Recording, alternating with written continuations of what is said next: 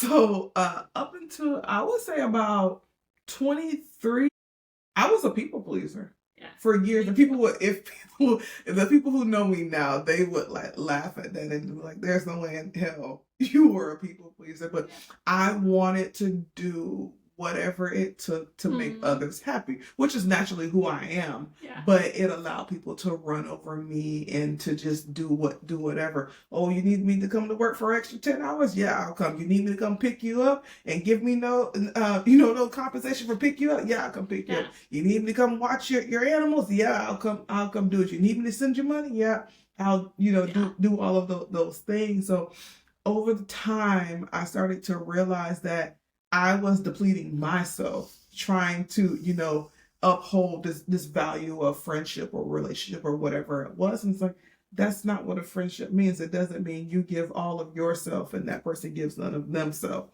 because that was definitely happening a lot. Even people that I didn't know, it's okay to say no. I think that's hard.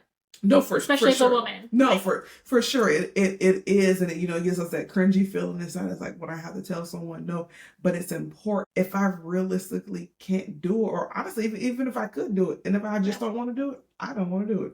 Yeah, like I'm okay with that now. Well, and I feel like when we don't say no, we're inadvertently saying no to something else. For sure. Right? So we're saying no to the nap I need. We're saying no to like that quality time with like a loved one or my pet. Right. Because we're overcommitting.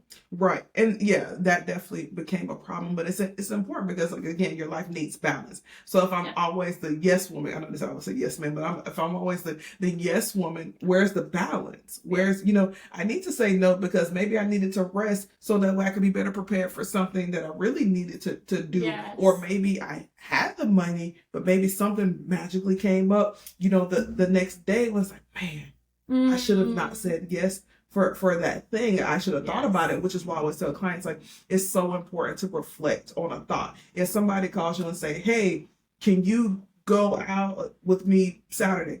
I'll get back to you and let you know. Yeah.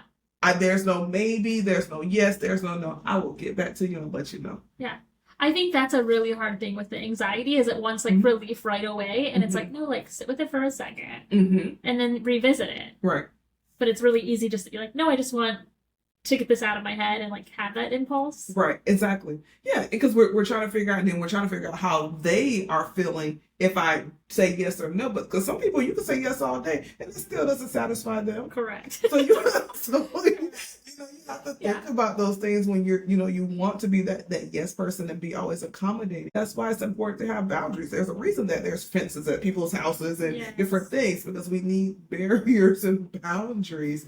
Because that's my space. I want my space to be protected. Then it doesn't mean I can't do things for you, but I'm going to do them on my own. And it sounds like I when I want to, which honestly is like how I'd want my friends to support me is like, I don't want my friends to do things out of obligation for me. Exactly. I feel really cared for when they do things because they like genuinely are excited too, right? Yes. I love genuine gestures. Nobody wants to be forced or, held, to do something or feel obligated to do. That's not a good feeling. So I don't want to do that to someone, and I don't. Trust me, I'm going to tell you no.